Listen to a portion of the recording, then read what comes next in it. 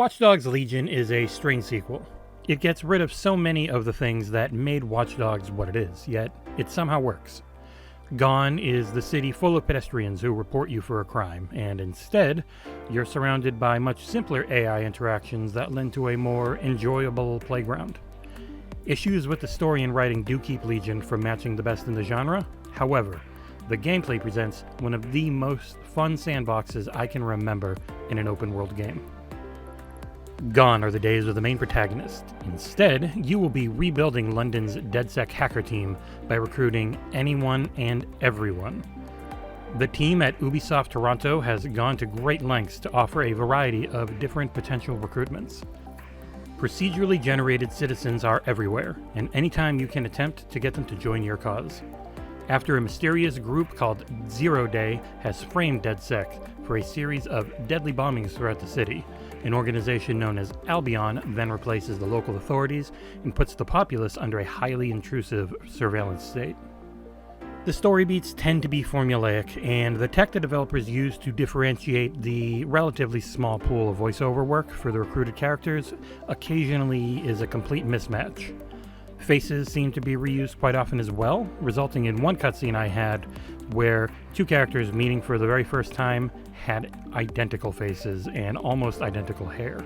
It was jarring. Overall, the system works well enough, as you get a nice variety to the recruits you'll find or be rewarded with. One of the meta goals of the campaign is to rally the people to become defiant of Albion. And each separate part of the game's map will reward you with a special type of recruit that is hard to find out and about. My personal favorite was a professional hitman who looked like Agent 47, and he had a thick European accent. There are a large number of positive and a few negative traits that can be randomly generated for your potential recruits. These range from things such as faster hacking or an unlimited range on stealing data keys, which can be quite useful, while others can be randomly pass as gas, which will alert enemies, or doomed, which is a passive skill that just randomly kills your character. They're not useful, but they can be pretty funny. By the time I was roughly halfway through the story, I had a diverse team of 20 recruits that I was able to switch between on the fly, as long as you're not in a combat or restricted area. Load times on the 1X were roughly 15 seconds or so, swapping between characters. I imagine something like this may be instant on next gen, which we will have coverage of at launch. You have a small arsenal of non-lethal weaponry, which is what I tended to stick with. Available are a pistol, SMG, shotgun, and a grenade launcher that you can unlock. They all have a fairly generous ammo supply, and certain characters such as doctors have things like sleep darts, which can be unbelievably useful. Other characters do have lethal weaponry, which range from SMGs, pistols, all the way up to light machine guns, which just tear through the competition. But if you use them too often, you are subject to losing that recruit to kidnappings, as their murder sprees do not go unnoticed. Other tech you have available is more familiar to fans of the franchise. A large assortment of drones and turrets and different specialty crafted futuristic tools from the tech upgrade system work in a satisfyingly diverse way. You will need to find tech power caches throughout the city if you want to have an easier go of things as you progress through the story, though I never felt forced to upgrade in any specific way.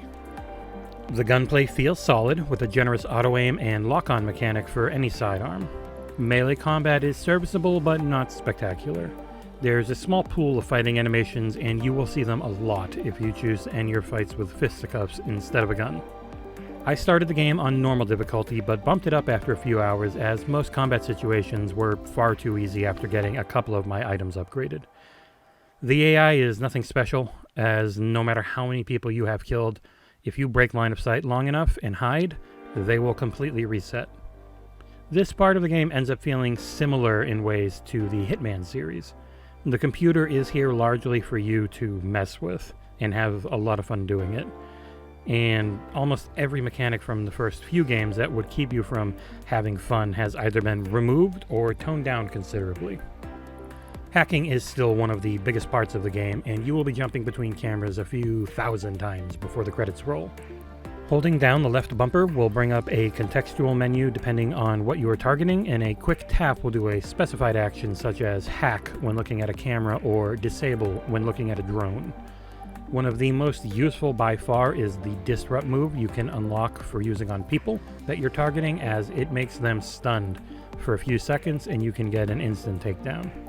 There are also large cargo drones all around the city, and these can be clambered onto and then hijacked, allowing you to fly, albeit very slowly, anywhere your eyes can see at a decent height. You can't get too far up in the air. Graphically, the game is beautiful on the Xbox One X, not so much on the One S. Performance is steady on the X, with slowdown being rare but not completely absent. On the One S, however, the resolution and frame rate are a mess. The old hardware is really showing its age here, and I hope they can patch it up post-release to at least be acceptable. We will have coverage of the next-gen versions of the game at and around launch. From what I've seen in the pre-release footage, it appears that any issue with the texture quality or performance are gone, and the ray tracing looks fantastic. Soundtrack is solid, with a mix of musical genres when you're in a vehicle. Annoyingly, you can no longer use music or your phone at all while walking around. A lot of the previous game was streamlined in a good way, but these are choices I did not like. It was actually pretty jarring to go back to Watch Dogs 2 and see just how much of that phone functionality was stripped away. There is DLC planned, and Ubisoft provided us with the Gold Edition, so as it releases, we should have coverage. It'll be interesting to see the value of the returning characters, Aiden from Watch Dogs 1 being one of them. This review is only for the campaign for now, though, as the multiplayer mode is due to be released as post-launch content on December 3rd of 2020. A variety of co-op missions are planned, along with one PvP bot versus bot fighting arena mode. I did not play a lot of Watch Dogs 2's multiplayer content, but with the sandbox presented, I could see it being a fair bit of fun with some friends. In conclusion, Watch Dogs Legion is an incredibly fun game to play, though it is brought down by its mediocre writing and hit-or-miss voice acting. Bugs in the Xbox version of the game were mostly rectified by a launch day patch, but I still had the game crash on me twice in the roughly 10 hours I played since then. If you were a fan of the gameplay of Watch Dogs 1 and 2, then you will love Legion, but be ready for a lesser story in comparison to 2. Conversely, if you have never played either, but the idea of being a legion of hacktivists that take it to the man sounds intriguing, then I can easily recommend this game.